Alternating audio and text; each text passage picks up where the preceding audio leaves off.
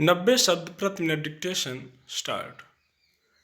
लगातार 5वीं बार नीतिगत दरों में कोई बदलाव नहीं करके भारतीय रिजर्व बैंक ने मौद्रिक नीति में उदार रुख बनाए रखा है।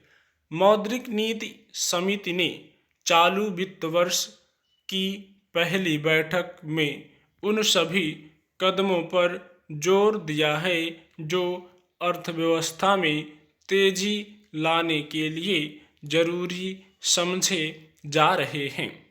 इस वक्त बड़ी चुनौती पिछले एक साल में ध्वस्त हुई अर्थव्यवस्था को फिर से खड़ा करने की है।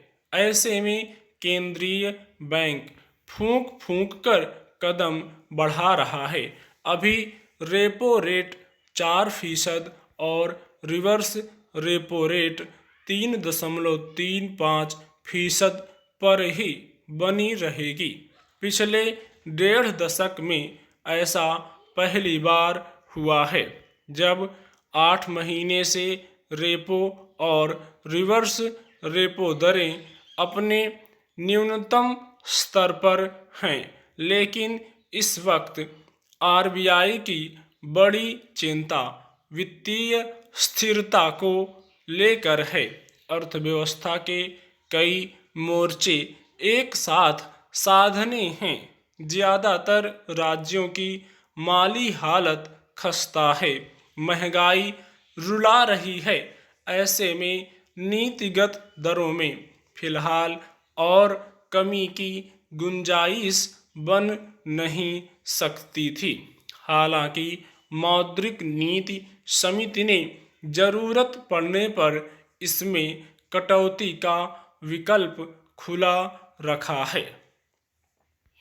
इसमें कोई संदेह नहीं कि संक्रमण की दूसरी लहर में जिस तेजी से मामले बढ़ रहे हैं उससे अर्थव्यवस्था के लिए नए संकट खड़े हो सकते हैं। इसका असर शेयर बाजार सहित ज्यादातर क्षेत्रों और बाजारों में बन रहे अनिश्चितता के माहौल के रूप में देखने को मिल रहा है। संक्रमण के बढ़ते मामलों की वजह से कई शहरों में फिर से कड़े प्रतिबंध लगाने पड़े हैं। कुछ शहरों में पूर्णबंदी भी की गई है। जाहिर है कारोबार पर इसका गंभीर असर पड़ेगा और रोजगार प्रभावित होगा। ऐसे में अर्थव्यवस्था में वृद्धि के जो अनुमान लगाए जा रहे हैं वे निराश कर सकते हैं। हालांकि मौद्रिक नीति समिति ने चालू वित्त वर्ष में 10.5% की वृद्धि का अनुमान लगाया है। अंतर्राष्ट्रीय मुद्रा कोष ने तो इससे भी आगे बढ़ते हुए 12.5% तक की उम्मीद जताई है। लेकिन जिस तरह की चुनौतियों का अंबार सामने है उसमें वृद्धि दर से भी ज्यादा जोर ऐसे सुधारों पर देने की जरूरत है जो स्थायित्व देने वाले हों, महंगाई को काबू करें और ब्याज दरें बढ़ाने का रास्ता बना सकें।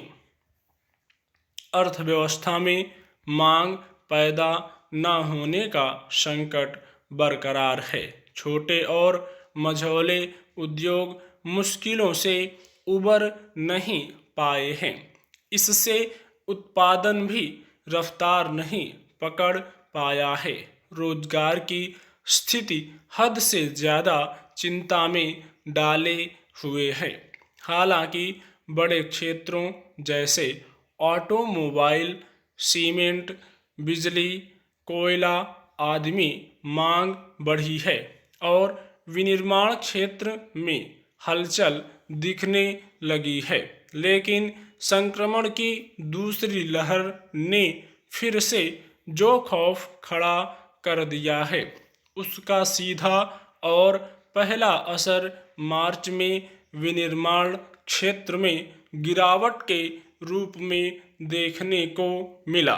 केंद्रीय बैंक इन समस्याओं से अनजान नहीं होगा, इसलिए उसने पर्याप्त नकदी सुनिश्चित करने का भरोसा दिया है ताकि उत्पादकों को कर्ज आसानी से मिल सके।